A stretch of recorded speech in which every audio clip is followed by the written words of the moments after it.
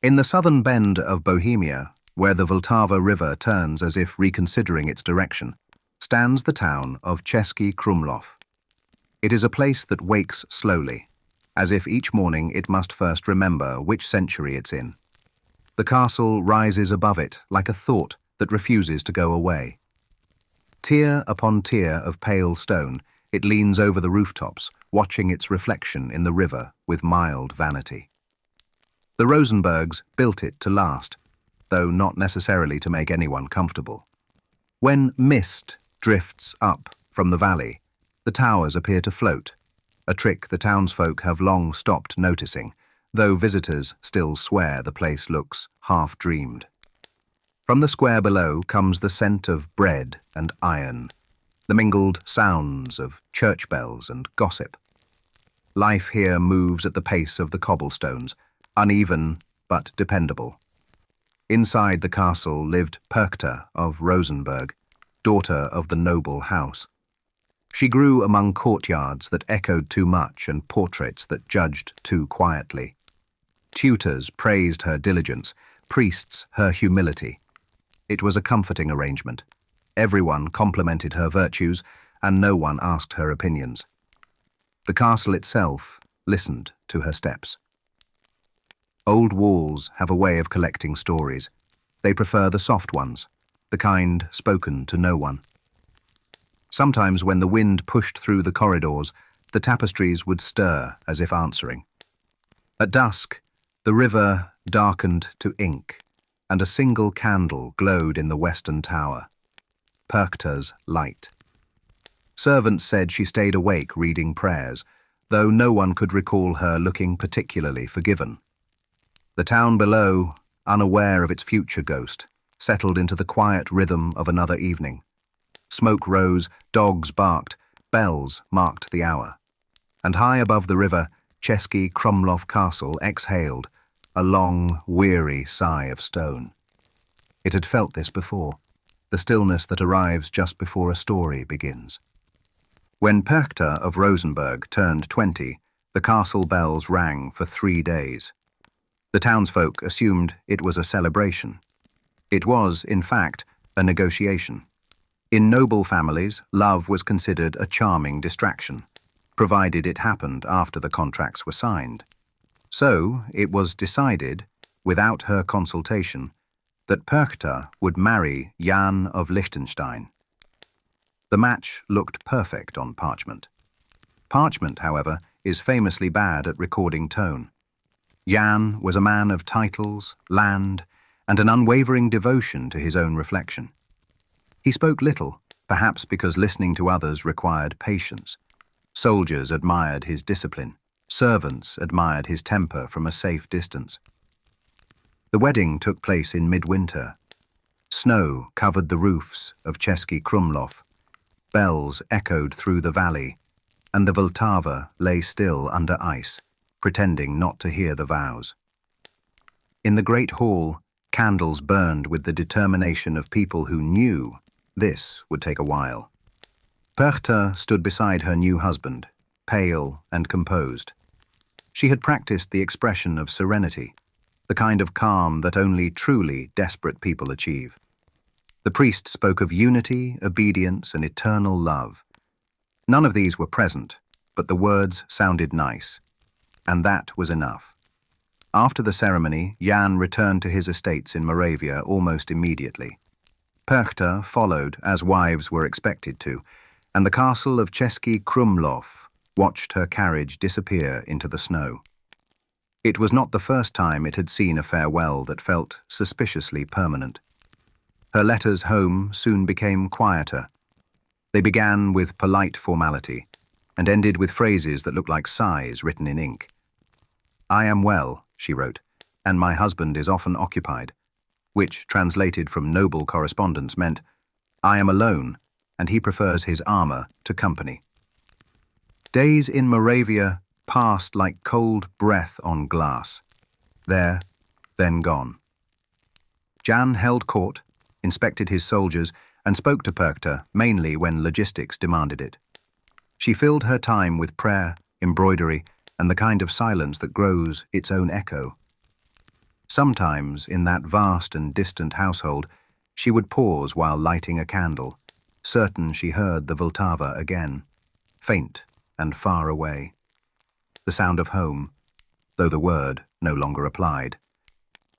And so began the long winter of her marriage, a union of duty and absence, of iron and silence. Even the servants whispered less, as if afraid the air might carry words to the wrong ears. It is said that even the saints in her chapel grew uncomfortable watching. Years passed in Moravia, quietly, as if the world had misplaced her name. Perkta of Rosenberg, once the pride of Český Krumlov, became a pale figure in her husband's northern estate, where the seasons repeated like polite apologies. Jan of Liechtenstein aged without softening. He ran his household with the precision of a tax ledger and the warmth of one too. The servants referred to him only as the Lord, which saved them from the trouble of choosing adjectives. For Perkta, life settled into measured hours. Prayer before dawn, embroidery before dusk, endurance in between. Letters to her family grew rarer, replies rarer still. Distance, both geographic and emotional, is remarkably good at disguising neglect. In the winters, she would stand by the frost-clouded window watching snow swallow the courtyard. Sometimes she would whisper a single word, her own name, just to hear something kind in the air. When her husband fell ill, no one celebrated. It was the sort of illness that announces itself not with drama but with scheduling inconvenience. Perkta tended to him dutifully, though not lovingly. Compassion, in her case, was an act of will. He died one grey morning, surrounded by furniture that had outlasted affection. The priests arrived, muttered their Latin, and departed before the wine cooled. Perkta sat by the window through the entire ceremony, eyes fixed on the line of the horizon. They say she did not curse him. That of all the choices available to the newly widowed, she chose forgiveness, or something that resembled it from a distance. Some claimed it was holiness. Others said it was exhaustion wearing a disguise. After the burial, when the candles were snuffed and the servants dared to exhale again, she took a single letter addressed to her father and placed it into the fire. The parchment curled slowly, the ink bleeding into flame like a confession being rewritten. In the months that followed, she spoke little. Visitors described her voice as distant, her kindness as effortless, and her eyes as belonging to someone who had finished the business of hope. When news of her death finally reached Český Krumlov, the castle's bells rang again, softer this time, as if embarrassed to interrupt. And though her body was laid to rest, the house she had left behind, the one filled with silence, half-finished prayers and candle smoke, was not empty. Places remember gentle people most of all. The first to see her was a servant boy, half asleep and entirely certain he had imagined it. He was carrying a basket of linens through the upper corridor of Český Krumlov Castle when the air changed, that strange stillness that enters a room before memory does. She was there only a moment, pale, calm, her gown flowing as if caught between worlds. The boy dropped the basket, made a sound he would later describe as brave, and fled. By morning, the story had spread through the castle like spilled wine. Quietly at first, then eagerly. The maids crossed themselves. The steward checked for drafts. The priest muttered that faith did not cover this sort of visitation. But the appearances continued. Always in the same corridor, near the western tower where Perkta once lived. Sometimes she smiled faintly, as though passing through a pleasant memory. Sometimes she wept.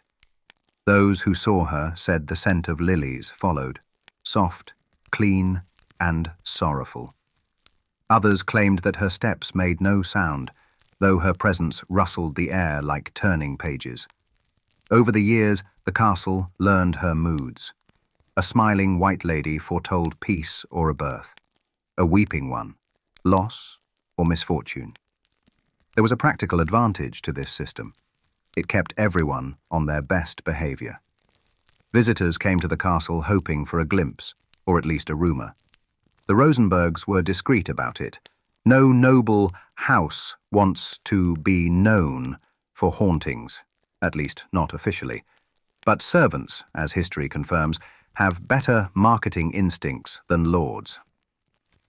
One evening, a guest from Vienna, a confident man with the scientific air of those who have not yet met a ghost, declared the story nonsense. He spent the night in the West Corridor to prove it. By morning, he was a devout believer in both spirits and discretion. He also developed a lifelong dislike of lilies. Perchta's apparition never harmed anyone. She merely appeared, looked upon the living with quiet curiosity, and disappeared again, like someone remembering a name she used to answer to. And in time, Český Krumlov Castle grew used to her. The staff no longer fled. They greeted her with nods, as one might an older relative who insists on staying. The living and the departed had reached, at last, a polite understanding. Generations passed, but the White Lady remained. Dynasties shifted, languages softened, candles turned to lamps, yet the sound of soft silk in an empty corridor kept returning, like a thought the castle refused to forget. The Rosenbergs learned to live with her the way one lives with the weather, unavoidable, occasionally inconvenient, and entirely beyond negotiation. When a child was born and the nurse swore she saw the White Lady smiling by the window, the family took it as a blessing. When she appeared with tears upon her face, letters were written, wills reviewed, and the household grew unreasonably polite. Records note her presence before weddings, deaths, and political misfortunes. Once, before a disastrous treaty, a clerk reported that she had been seen in the council chamber staring thoughtfully at a map. The treaty went forward anyway, proof that even ghosts cannot prevent human optimism. She became less an apparition and more a tradition. The stewards kept her corridor spotless, the maids left lilies by the window, and every new generation pretended not to look over their shoulders at dusk. There were skeptics, of course. Every family has one relative convinced that centuries of shared experience are simply a matter of poor ventilation. These men rarely lasted long at Český Krumlov. Not because of the ghost, but because few people enjoy dinner conversation with a person who insists on debunking the afterlife between courses. Still, the White Lady's appearances seemed to follow a rhythm known only to her. Years might pass in silence. Then, one evening she would glide through the great hall, her pale form reflected in the armor of her ancestors. Those who met her gaze described an emotion difficult to name. Not fear, not sorrow, but recognition. As if she were reminding them that every family, however noble, eventually joins its own history. By the time the last Rosenberg heir was born, even the priests had stopped denying her existence.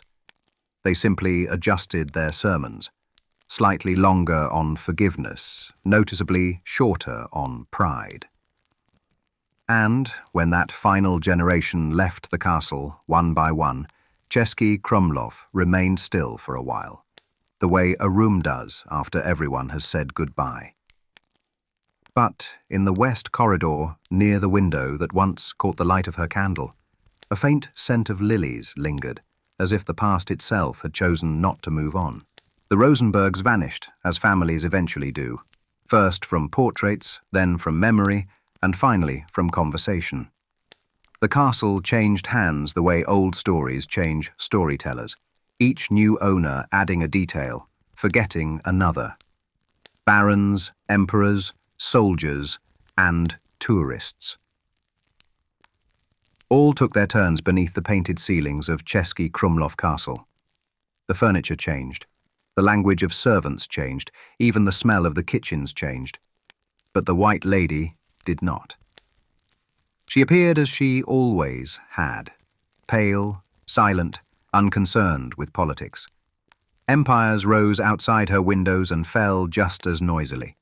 Kings were crowned, revolutions declared, borders redrawn. Yet the faint sound of silk in a corridor remained one of the few constants in Central Europe. During the 30 Years' War, a mercenary captain reported seeing her on the ramparts the night before his defeat. He described her as calm, almost considerate. Centuries later, a caretaker swore he met her in the library during an electrical storm. She seemed, he said, slightly confused by the lamps. Time reshaped the castle, sanding away its sharp edges. The moat dried, the chapel lost its Latin, and the walls grew heavy with the dust of tourists' footsteps. Yet, when the halls emptied at dusk, something of the old rhythm returned. The breath between heartbeats, the hush of stone listening again. Scholars wrote papers, skeptics visited with instruments, and photographers tried to trap her in light. She remained politely uncooperative. To some, she was proof of the supernatural. To others, a symptom of history refusing to stay quiet. To the castle, she was simply family. And though her appearances grew rarer, there were still nights when the guards would pause in their rounds, claiming to hear footsteps where no one should be, slow, measured, almost curious. Sometimes they followed the sound to the west corridor, and there, by the candle's edge, the air itself seemed to shimmer. The scent of lilies would rise just faintly, as if the White Lady had passed by, not haunting the living but checking on the furniture. Night falls early over Český Krumlov. By the time the last tourists cross the bridge and the lights of the cafes dissolve into the river, the castle returns to itself. Its towers sigh, its corridors settle, and the air grows heavier, not sad exactly, but thoughtful. They say the White Lady still walks, though rarely, sometimes near the chapel, sometimes along the balcony that overlooks the Vltava.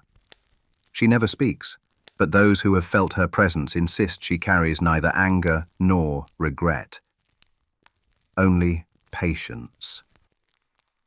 The kind learned by those who have watched centuries drift by and found them all remarkably similar. Caretakers tell quiet stories, of finding fresh lily petals on the cold floor, of doors closing softly when no wind blows. One night, a security guard swore he saw her standing at the highest window. When he blinked, she was gone. When he looked again, his own reflection was staring back, pale, astonished, and very temporary. Perhaps that is her message. Not vengeance, not warning, but remembrance, a reminder that all things, even stone, are passing guests. The castle has seen it all, feasts, famines, coronations, and the slow triumph of dust. And yet it endures because memory is stubborn and beauty even more so. Sometimes, on winter nights, when fog curls along the river and the bells ring from somewhere too far away to name, people walking through the square glance up and see a faint glow in the western tower. A light no one lit and no one dares to extinguish. It flickers softly, like a sigh caught between centuries. And for a moment, the town holds its breath, as if listening for footsteps, or for forgiveness. History is generous with its noise. It remembers battles, crowns, and the people who shouted loud enough to be written down. But the quiet ones, the patient, the kind, the unavenged, they survive differently. They stay as scent, as sound, as echo. The White Lady of Český Krumlov is one of those gentle survivors. She asks for nothing, changes nothing, yet somehow reminds everyone who hears her story that the past never fully leaves. It simply chooses softer rooms. Maybe she returns not to haunt, but to check if we've learned anything worth keeping. That's the generous interpretation. And around here, we prefer generous interpretations. So, if one night you find yourself walking along the Vltava and the air feels colder for no reason at all, don't hurry. Pause. You might just be sharing the path with someone who never quite finished saying goodbye. And as the river folds the town into its reflection once more, the castle above it watches, patient, luminous, and still listening.